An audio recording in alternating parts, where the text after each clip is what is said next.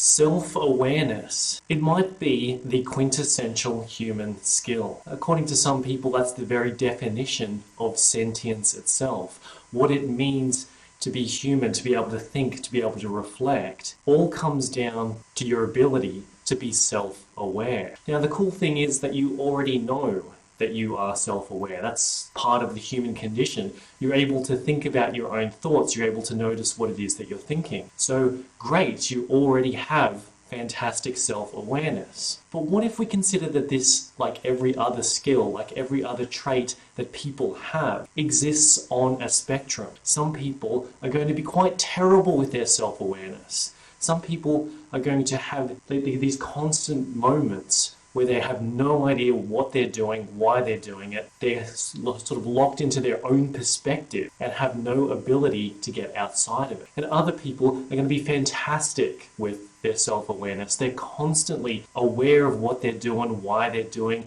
They're able to go meta to their own thoughts. They're able to observe themselves and then observe their observation process and able to just operate in this really effective way where they're able to adapt to whatever the situation calls for. Now, if I were to ask you, how self-aware are you? Where do you sit on this spectrum? Well, what are you going to say? You're going to say, well, yeah, I'm pretty self-aware. Because who doesn't think that they're self-aware? Who doesn't find themselves all the time observing their own thoughts, noticing their own reactions? But what if I asked you to prove it? What if I said, how do you actually know that you're self-aware? That you have this skill, this quintessential human skill. You have it to like a really advanced level. If your answer is, well, I just sort of feel self-aware, like I notice myself noticing myself a lot, then that's not really going to cut it. For one thing, that's not proof. For another, blindly trusting your own impressions of yourself is pretty poor self-awareness. So how will you actually demonstrate? How do you actually even know that you're self-aware? And not just in a trivial philosophical sense, like I think therefore I am, or you find yourself thinking. Compared to other people, how self-aware are you? Well, here are some symptoms, some suggestions, some clues that suggest that you're not quite as self-aware as you might think you are. And one of them is, let's say you're single and you don't want to be single and you're confused and frustrated because you know you've got a lot of love to give. You know you would be a fantastic partner. But for whatever reason, what you're offering, what you're putting yourself out there, the way you're approaching people, it doesn't work, it doesn't lead to long-term relationships, you're not getting the results that you want. What about your skills in sales? Because if you're not exceptional at sales, isn't that a sign that you're sort of locked into your own perspective, that you're not selling to the person in front of you, that you're selling to how you think that you would want to be sold to? Isn't that a lack of self-awareness? And if you are exceptional at sales, how much is that down to a list of tools, techniques, other things that aren't about putting yourself genuinely in the perspective of the other person? What about if you're confused and angry and frustrated with the world? This is especially true if you have a sort of like a political element. If you see like half the country or half the world even as following a philosophy that's just so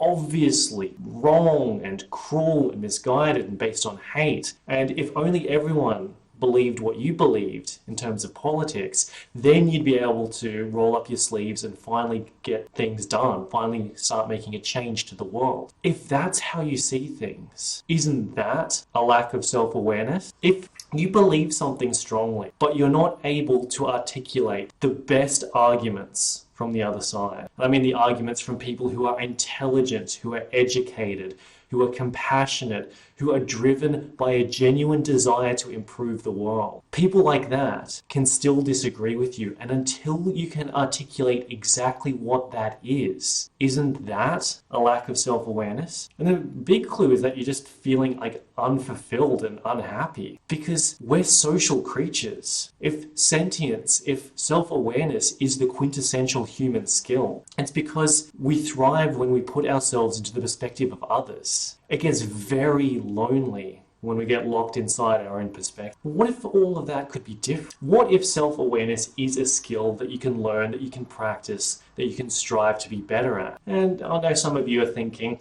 I don't need to know this. Like, I'm already pretty good at the self-awareness stuff. Like, yeah, I might not be able to prove it, so I might not necessarily be the best at sales, but I'm definitely pretty good at it. And to that I'd say, well, yeah, I mean, obviously you're incredibly self-aware. You're so self-aware that you're such a genius that you're able to extrapolate the opinions, the behaviors, the mentalities of thousands of people from a few cherry-picked tweets that some of the dumbest members of that community sent. I mean, how many times has a stranger complimented you on your self-awareness, on your ability to put yourself in someone else's shoes? If you're really good at this, then it should happen pretty often. And if you're self-aware, if you're able to see things from other people's perspectives, then why are you so often so confused and frustrated with what other people believe? This is the ultimate test of empathy. If you're able to understand how people come to the beliefs that they come to, and not some bad faith argument like, all of those people they're just racist, they're just full of hate, they're just stuck in the past. If you're actually able to articulate how they come to these ideas, then yeah, maybe you have some better self-awareness than most, especially when it comes to the issues that really get your blood boiling, get your heart pumping. Because what if you think you're self-aware, but you're not actually seeing people for how they are? What if every person you encounter, you're seeing them as a mirror to yourself? You're looking at them, but you're only seeing the parts of you that are you, the parts of you in them that are you. Is that self-awareness? Or is that just looking for yourself in other people and then wondering why they're acting so strangely, doing things that you would never do? And just how much is this belief that you falsely understand other people? How much is that costing you? Because I'm sure you can relate to people who are close to you. You're like, yeah, I understand what you're thinking. We spend a lot of time together. Or yeah, I understand what you're thinking because we agree on this topic. But is that self-awareness? Or is that, again, just seeing the parts of you that exist in other people? Because remember, self-awareness is it's a skill that you approach with every person that you meet. You can't just apply it selectively to the people you like or the people that you know. This is to your political enemies, your rivals. This is to your colleagues at work who you don't particularly like. This is with the strangers walking down the street. To be self-aware enough to put yourself in their position, their shoes, that is what this skill is all about. And if you're thinking, well, I can't do this, like I can't learn this, it seems so fluffy and it seems so hard, it's really quite abstract, it's just, like, how could you even learn something that's like built into the brain? You either have it or not. I mean, like, yeah, it is a little complex, but this self-awareness and being able to see things from other people's perspective, it's a lot simpler than you might think. And some focus on developing this skill now can set you up for a lifetime of greater happiness, greater success.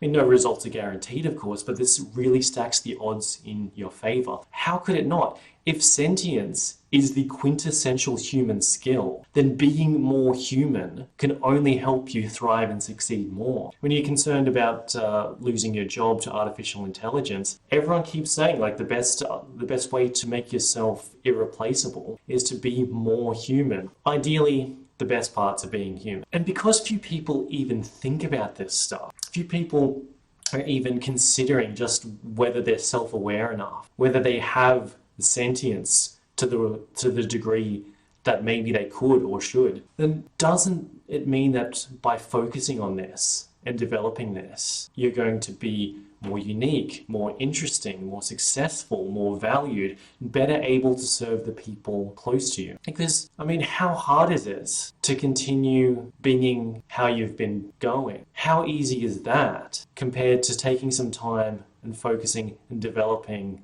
such a quintessential human skill? Because you could choose to continue to operate in a mode that leaves you lonely, leaves you miserable, where you see many people through the lens of hate. You're like, that person is full of hate, I hate that person. And how much doom is there? Like, I see this all the time. So many people, they look at the world and go, people are so ignorant, they're so lost, they're so ridiculous.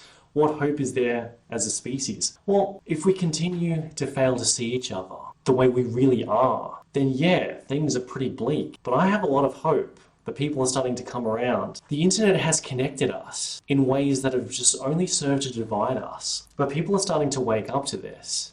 People are starting to realize that, hang on a minute, other people actually see things differently, and that's okay. There's a lot of merit to what other people believe, and I'm able to learn a lot about how the world works by really considering their perspective. And this is an important thing to focus on, because everyone has moments where they misjudge people, where they misread the situation. And I think if you were to reflect on all of the moments that you've had that led to your biggest failures, you'll realize that you were thinking in terms of yourself. You were putting yourself forward. You were prioritizing your perspective, and you were assuming that other people had the same priorities as you do. If you were to reflect on that and really reflect on it, because I know when I think about my greatest failures, my professional, my romantic, my spiritual, my philosophical disasters, all came from a lack of seeing things from an outside perspective, viewing my situation the way other people would view it, rather than getting locked into my own perspective. Now, things can be really useful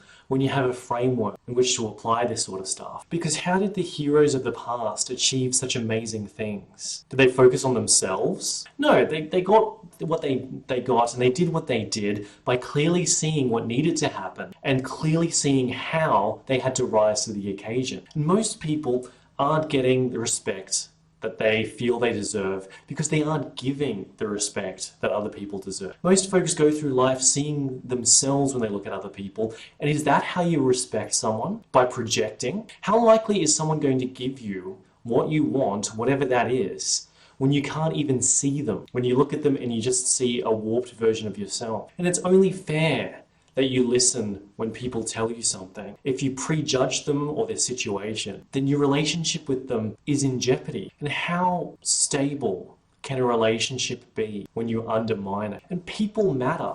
Other people matter. That's the heart of every self-improvement philosophy worth a damn. You get strong at the gym so that you can look good for other people, so that you can feel good when you show up and do what you need to do for other people.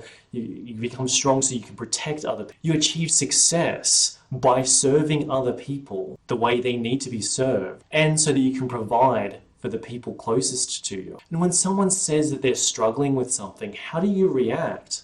Oh, that's just awful. You can't help ease their pain. And you can't even be a sympathetic ear for them until you understand what they're going through. Not just hear the words that they're saying, but really put yourself in their shoes. And you can't do that with your own biases getting between the two of you. It takes a lot more to help someone through something than just feeling bad for them. To understand someone requires a full body and mind approach where you get out of your perspective into theirs and into others. And one thing I've noticed is that people sure are fascinating. Like, yeah, people are walking around with masks on, they're walking around with programming, they've absorbed a bunch of ideas from other people and are reflecting those critically. We've all done that. I do that all the time. But you peel all that away, you take the mask off, and people are just deeply interesting. If you're able to get curious about someone and then see things from a perspective that isn't yours, you're able to learn so much about how people really operate, and lots of really interesting ideas, different ways of seeing the world. What direction is your home from here? And if you're in your home at the moment, what direction is your childhood home from here? That's obviously different for everyone all the time, because even sharing a home with someone and standing next to them, you will have different angles, off by a fraction. And what if everything else that you haven't considered about all the ways that people operate on each other is nothing more than another angle, another perspective you can see things clearly from now, and just see what's so clear for others? And to get out of your own way, I recommend that you subscribe to my email list. The reason why is when you do, you get, as a nice little bonus, as a nice little incentive to sign up, a guide which I've called Your Story Isn't About You. And that's excellent news, because if your story is about you, then all of your struggles are just undermining the story. And there's going to come a time where that story comes to an end if it's just about you. But what about someone like Alexander the Great? He's been dead for thousands of years, but his story is not over. He founded this Greek legacy carrying the ideas of democracy and rationality and philosophy all through Europe in a way that laid the foundation for the next millennia.